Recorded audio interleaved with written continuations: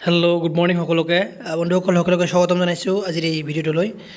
বন্ধুসকল, এটা good news আহিছে ৰাতিপুৱাই আপোনালোকক মই দিবলৈ আহিছোঁ। বন্ধুসকল, আমাৰ যি DWৰ যি এডভাৰটাইজমেণ্ট প্ৰকাশ কৰিছিলে LP UP 4500 তাৰ এটা নটিচ আহিছে। বন্ধুসকল চাওক, ডেটেড গুৱাহাটী দি 14 ফেব্ৰুৱাৰী 2025 নটিচ দিয়া হৈছে।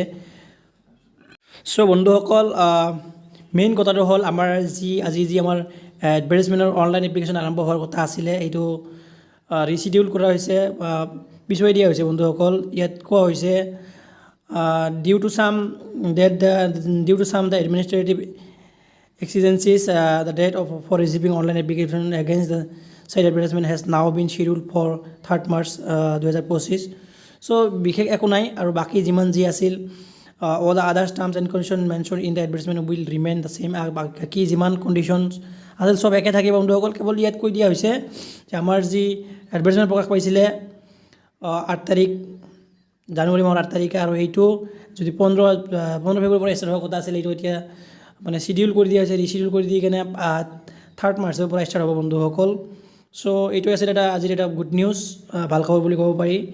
আৰু এই নটিচখনে আমাক বিশেষ কিছুমান অনুমান দিয়ে যে আমাৰ DW যি চলিত নিযুক্তি প্ৰক্ৰিয়া আছে 5500, হয়তো এই 5500ৰ ভেৰিফিকেশ্যন লিষ্ট এইটো মাহৰ শেষৰ সপ্তাহৰ ফালে আহিব পাৰে। বন্ধুসকল, চ' আশা কৰোঁ আপোনালোকে ভিডিঅ'টো ভাল পাব।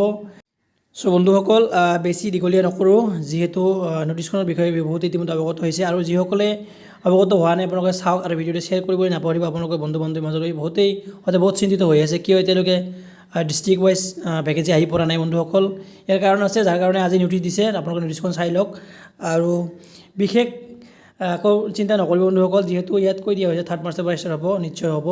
চ' আশা কৰোঁ আপোনালোকে ভিডিঅ'খন ভাল পাব, আৰু যদি কোনোবাই নতুন আহিছে আমাৰ চেনেলখন ছাবস্ক্ৰাইব কৰি ৰাখক, আৰু এনেকুৱা শিক্ষক নিযুক্তি সম্পৰ্কীয় বাতৰিসমূহ আমাৰ এই চেনেলৰ জৰিয়তে দিবলৈ যত্ন কৰা হৈ আছে। বন্ধুসকল, আপোনালোকে যদি কোনোবাই নতুন আহিছে চেনেলখন ছাবস্ক্ৰাইব কৰিব, আৰু বন্ধুবৰ্গলৈ ভিডিঅ'খন শ্বেয়াৰ কৰি নাপাহৰিব। বন্ধুসকল, নিশ্চয় লগ পাম পৰৱৰ্তী ভিডিঅ'ত। আজিলৈ জয় অসম।